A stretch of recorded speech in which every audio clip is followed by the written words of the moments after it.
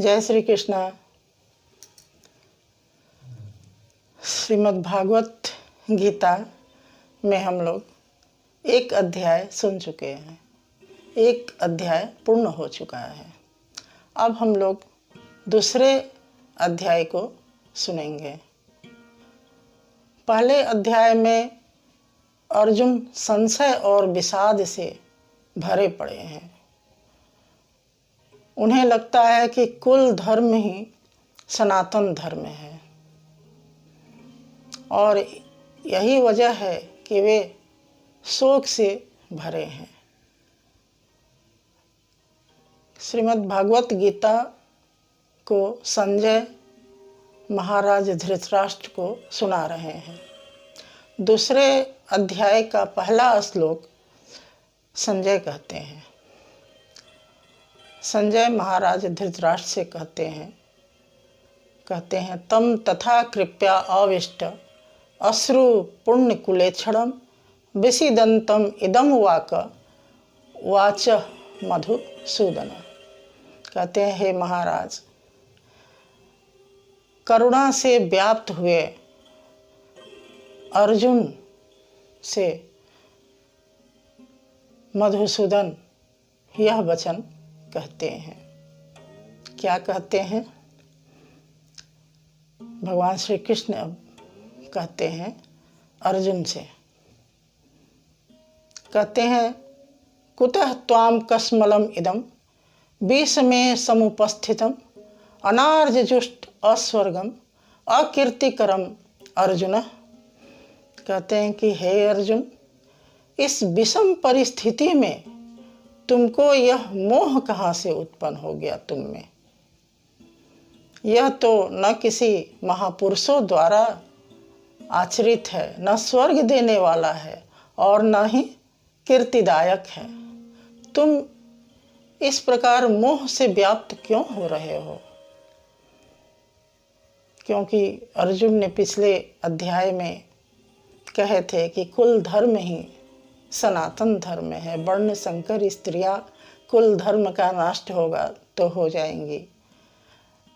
इस प्रकार अर्जुन के वचन को सुनकर भगवान श्री कृष्ण कहते हैं कि यह तुम्हारे लिए उचित नहीं है।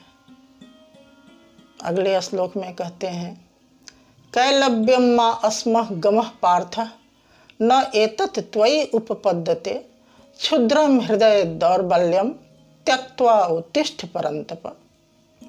कहते हैं भगवान श्री कृष्ण, हे अर्जुन, नपुंसकता को मत प्राप्त हो। कैलव्यम का अर्थ होता है नपुंसक। नपुंसकता को मत प्राप्त हो, यह तुम्हारे लिए उचित नहीं है। तुम ज्ञानी हो। भगवान श्री कृष्ण की नज़रों में अर्जुन तो बहुत ही ज्ञानी ध्यानी सब कुछ थे। कहते हैं कि तुम्हारे लिए यह उचित नहीं है। हृदय की तुच्छ दुर्बलता को त्याग दो और युद्ध के लिए खड़ा हो जाओ।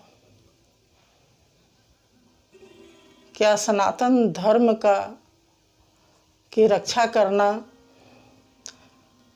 अज्ञान है? भगवान श्री कृष्ण के मतानुसार यह अज्ञान है। आत्म पुराण में भी यह कहा गया है, जो पुरुष हृदय आत्मा को नहीं पहचानता है वह नपुंसक है। शुद्ध पुरुषार्थ तो आत्म दर्शन है। भगवान श्री कृष्ण अर्जुन से इस प्रकार कहते हैं कि तू युद्ध के लिए खड़ा हो जा। पीछे मैं बता चुकी हूँ कि शरीर ही क्षेत्र है और इसमें दो प्रवृत्तियाँ युद्ध करती है, जिसके विषय पर ही भगवान श्री कृष्ण में गीता का उपदेश दिए हैं। जैसे जैसे आगे बढ़ेंगे अज्ञान का पर्दा हटते जाएगा।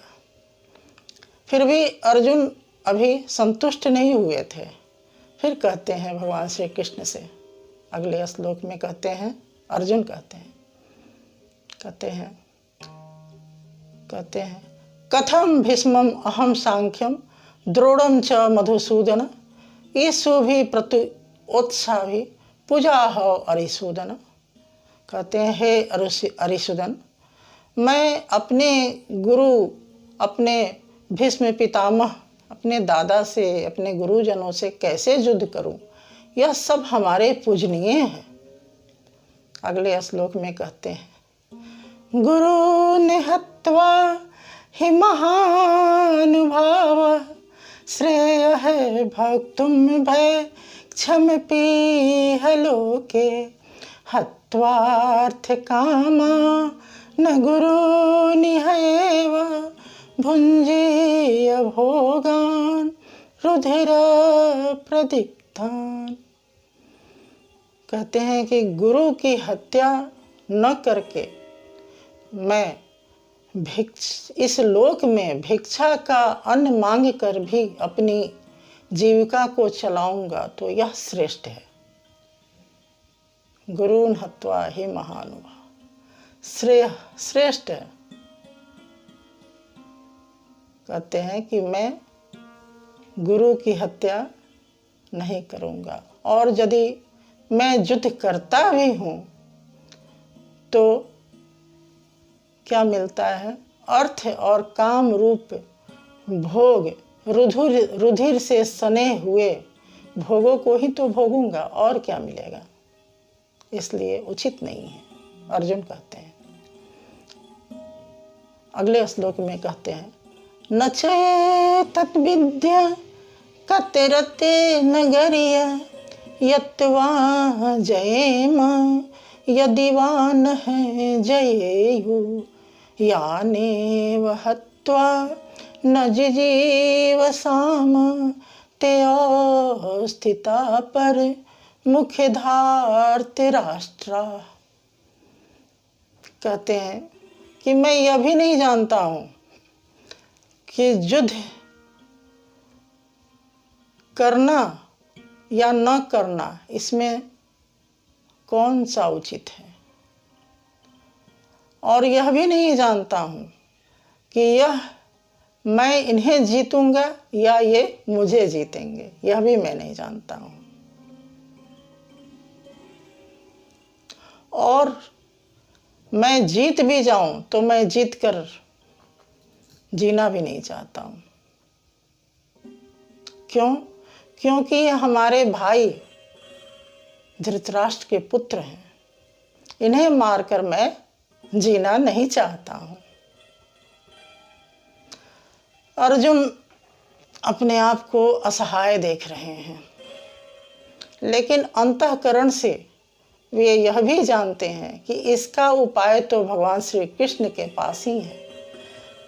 वह धर्म और अधर्म के बीच के भेद को नहीं समझ पा रहे हैं, और भगवान श्री कृष्ण से अगले श्लोक में कहते हैं, का पुण्य दोष है पहत है स्वभाव पृच्छामि त्वां धर्म समूढ़ चेता यत् श्रेयः स्यात् निश्चित ब्रूहि तत्मे शिष्यस्त्यहं साधिमां त्वां प्रपन्नम। कहते हैं कि हे भगवान, मैं कायरता रूप दोष से उपहत हो रहा हूँ। मैं समझ नहीं पा रहा हूँ कि मैं क्या करूँ, क्या सही है क्या गलत है, इसे आप हमको समझाइए। आप वह साधन बताइए जिससे निश्चित कल्याण हो। मैं आपका शिष्य हूँ, मुझे शिक्षा दीजिए। अगले श्लोक कहने से पहले विचार करते हैं और कहते हैं, एक समस्या और है। अब क्या है समस्या भाई? तो कहते हैं, नहीं प्रप्यस्यामि मम्यप्नुदात् यत् शोक उच्छो षड इंद्रियाणाम अवाप्य भूमय असपत्नम रिधम राज्यम सुराणामपि च आधिपत्यम।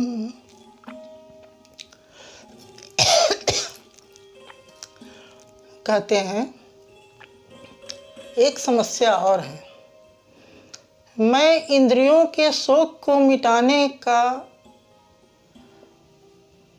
नहीं देख रहा हूँ, शोक को मिटते हुए नहीं देख रहा हूँ। जब मुझे भूमि के निष्कंटक धन धान्य संपन्न राज्य भी मिल जाए और देवताओं का स्वामी भी बना दिया जाऊं, तब भी मैं अपने इंद्रियों को सुखाने का उपाय नहीं देख रहा हूँ। मेरा शोक तो जस के तस बना ही रहेगा। अर्जुन ने यहाँ बहुत बड़ी बात कह दी। अर्जुन कहते हैं कि नर और नारायण के रूप में भगवान श्री कृष्ण और अर्जुन अवतार लिए थे। नारायण रूप में भगवान श्री कृष्ण गीता सुना रहे हैं और नर रूप में अर्जुन सुन रहे हैं।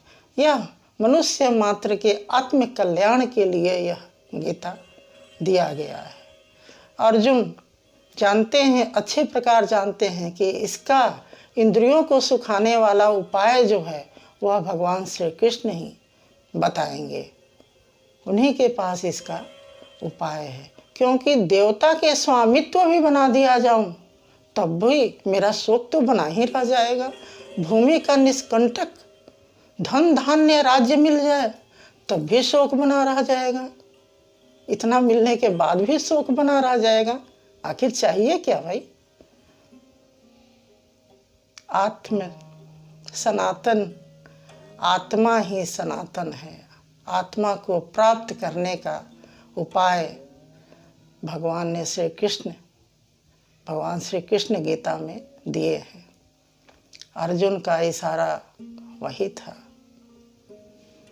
और भगवान श्री कृष्ण गीता में बहुत ही सहज और सरल भाव से आत्मा को जागृत करने का उपाय दिए हैं, क्योंकि आत्मा ही पुरुष स्वरूप स्वयं प्रकाश उत्तम आनंद युक्त और अव्यक्त है। इसे पाने का प्रयास ही पौरुष है। तो चले हम आप मिलकर इसे पाने के लिए गीता का ज्ञान ग्रहण करें। YouTube पर हमारा श्री कृष्ण ज्ञान पुष्पा सिन्हा के नाम से है। आप धारावाहिक रूप से सुने और इस ज्ञान को ग्रहण करके आत्मोद्धार के लिए तत्पर हो जाएं। हरि ओम हरि ओम हरि ओम।